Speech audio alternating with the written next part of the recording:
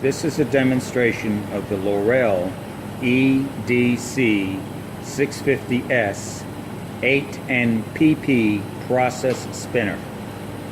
EDC stands for Etch, Develop, Clean Process Spinner. This advanced research and development tool is flexible, safe, and affordable.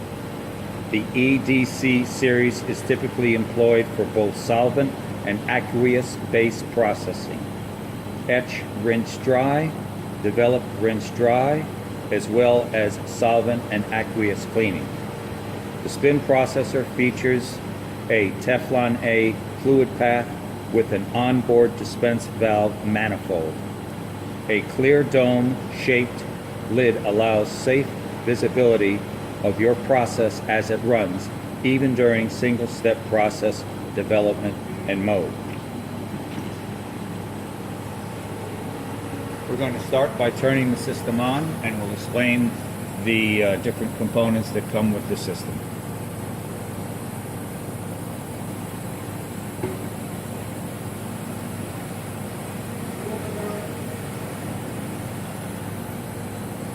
First, this is the actual spinner itself. We can see it booting up here on a screen, and this is your main menu that it'll come up. Also included with this is a valve, which we will demonstrate its operation. This valve normally is positioned in the customer supplied exhaust line. So this valve can be controlled, and the balancing of this valve is well explained in the manual here, but it is certainly according to the specifics of your process. So it's not something you just set once and walk away. So once you know your pretty much your routine application, you can set this valve up. But we will give a demonstration of how that valve works. The valve is actually controlled by a differential pressure gauge. In this case, in addition to this valve, this digital unit here is also included with the spinner. It is actually no different than an older style analog differential pressure gauge. These are actually made by the same company, and if you take a look, it's right now our sample exhaust is about 0.77 to 0.8, and if we look at the uncalibrated gauge here, we can see that just right off the shelf we are just about right in the middle at about 7.75, so that's pretty good. Anyhow, let's show you this operation here. This is my little work light that I'll move out of the way. Now, in addition to powering the unit on, you also have to supply vacuum, a minimum of 15 inches of mercury, and also clean, dry air. If you do not have the supply of air that it requires, which is normally between anywhere from 60 to 70 psi, then it'll alert you and tell you that you need that. So every time you go to run a process, it's going to check to make sure you have vacuum, and it's going to check to make sure you have purge, in this case either nitrogen or clean dry air. This particular unit comes with a small round chuck for applications with wafers, and if we take a look over on my bench here, all these accessories come with it as well. There are several different chucks here that don't require vacuum, and in the case of that, the system runs to two different maximum speeds. When you program it without vacuum, it'll run to 3,000 RPM. When it's programmed to sense vacuum, such as holding down a wafer, for example, it will run up to 8,000 RPM. For purposes of our demonstration, this is my little timing wafer. You might see that I put my timing tape on there, and we'll close our lid. Another nice feature is every time you run a process and the process completes, you can't accidentally push the button a second time to start and have it reprocess over your work. It knows that you completed. So it's always going to require you to open the lid once and then change whatever you have to change and close it again. And then it will actually tell you ready to go. Now, if we step around the back,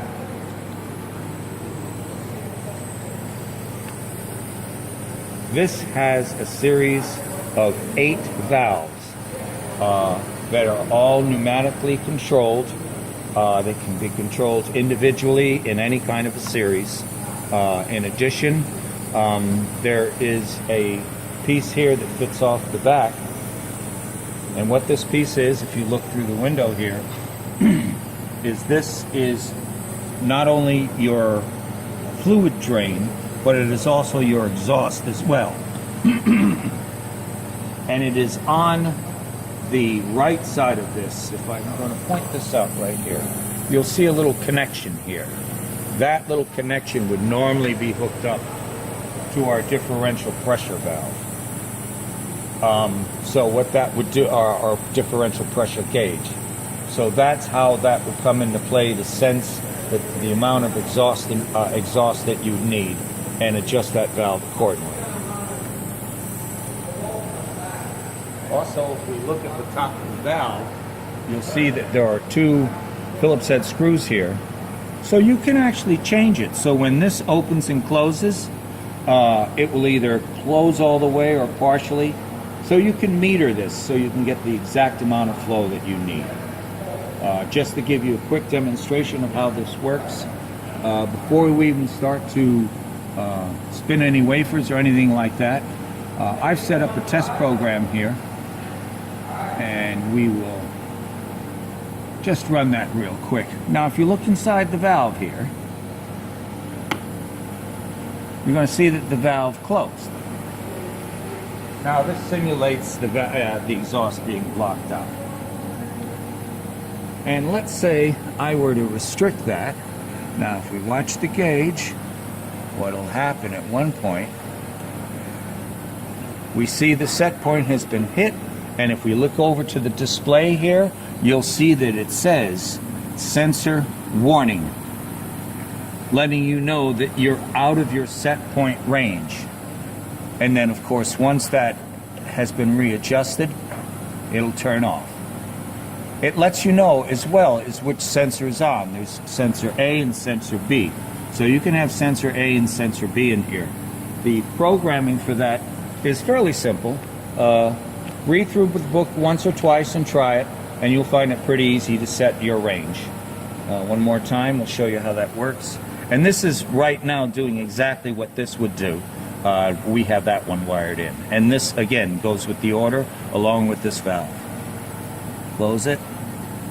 Sets off a warning. And when it returns. And again, there's actually A and B channel for that.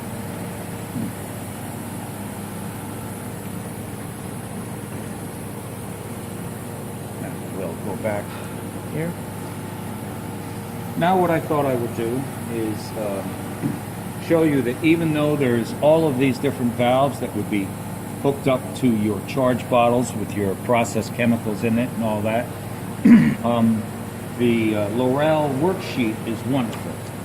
This is a very basic worksheet that allows you to put down, identify what you are putting into your valves to be dispersed into the bowl, the speeds, the acceleration that you want. And what I've done for our demonstration is I've made a few of them here. First one I'd like to show you is we're going to show you how the valves work. Again, this is A. This is actually the 8th valve, H. And we're going to step around the back here. And what I'm going to do is I'm going to run this sample program, and you're going to watch each one of these valves operate they'll first close, or pardon me, they'll first open, then close, open, then close, and work their way all the way across here. And then all of them would open and close at once, and then turn on.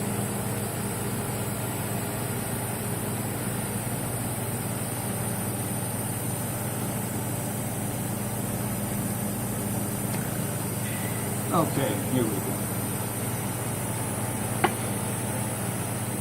A, B, C, D, E, F, G, and H. Now all of them at once, and then off.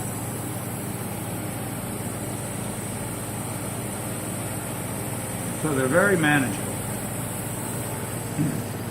The next demonstration is I sort of put together a sample process here.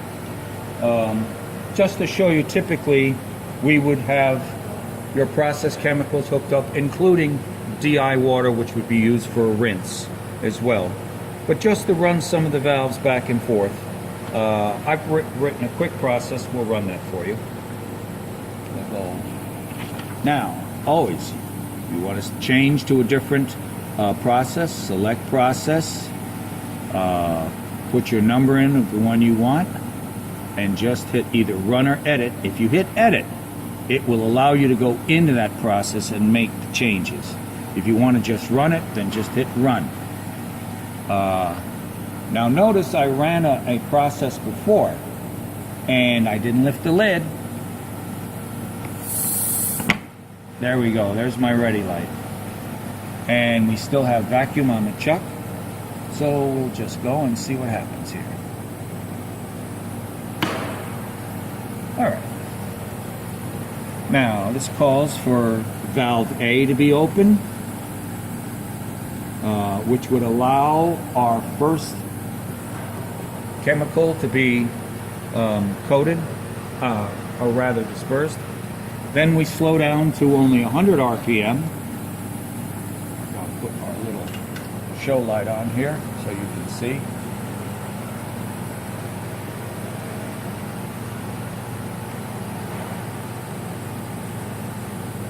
Now we're at 200. Yeah, you'll see our valve open and close.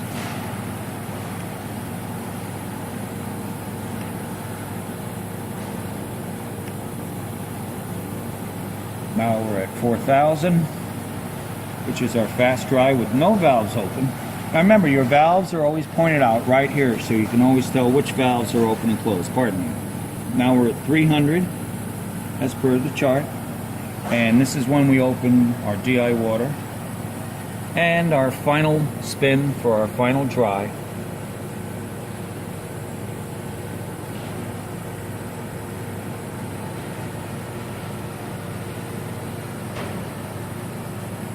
And we put in a very slow, deep acceleration, so it'll just quietly go to a stop.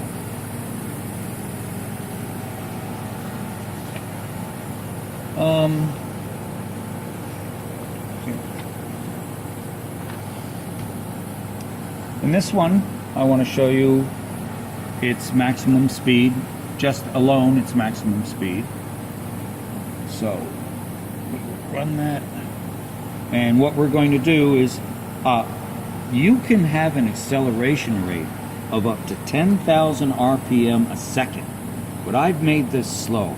Really nice and slow so you can hear it and see it go all the way up and come all the way down. Here we go. And we are ready to run. Oh, the lid. There we go. So if we look up here, we'll now see that this thing is ramping all the way up to 8,000. And if we look at our infrared tachometer too as well, hold on.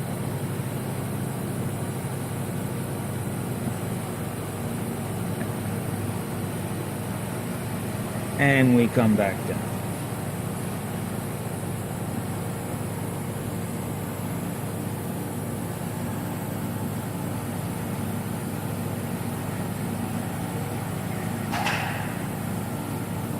Now, let me remember to reset that. And we got two more here. Let me remember just minutes. We're going to use this last one here. And this is one of my standard tests. I like to increment in 1,000 RPM up to 8,000 and then back down again. And in the same fashion, I also open and close all the valves and then back down again. So we'll go to our first one. And run that one. And we are ready. And this will take a few minutes, but it's sort of fun to watch. Here we go. Now we have a little bit of a coming up. Oh, we're right here, 1,000 RPM. And we time out, and now we go to 2,000 RPM. Let's see what this thing reads. Pretty good. 2001, boy, excellent. And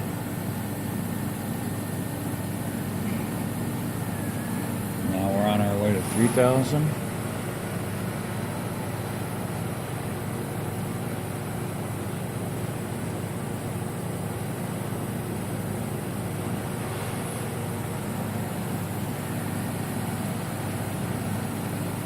Now to 4,000.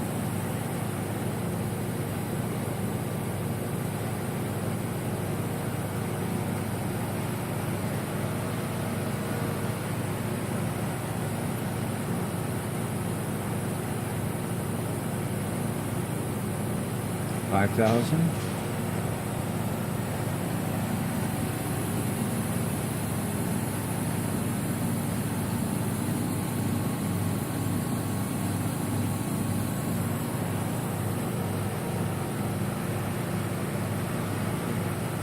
$6,000.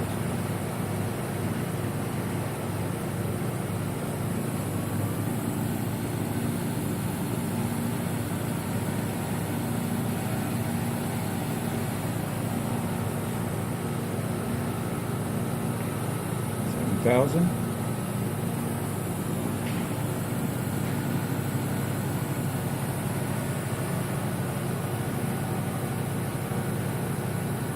$8,000.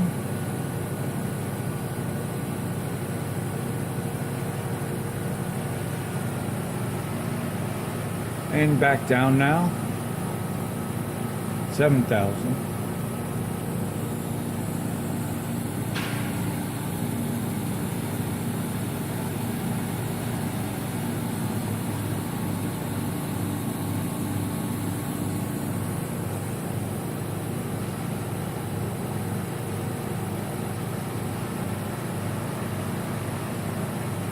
$6,000.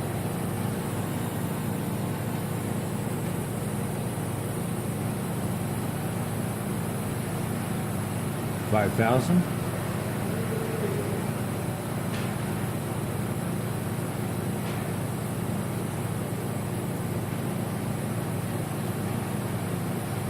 $4,000.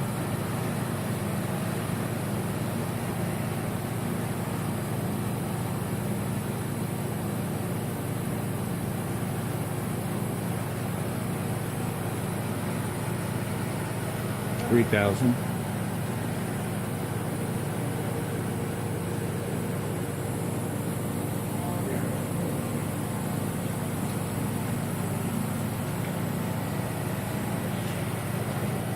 $2,000.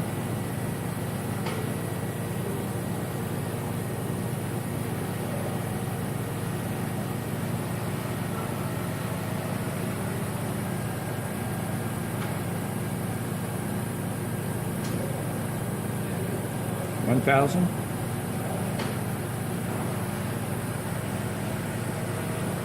And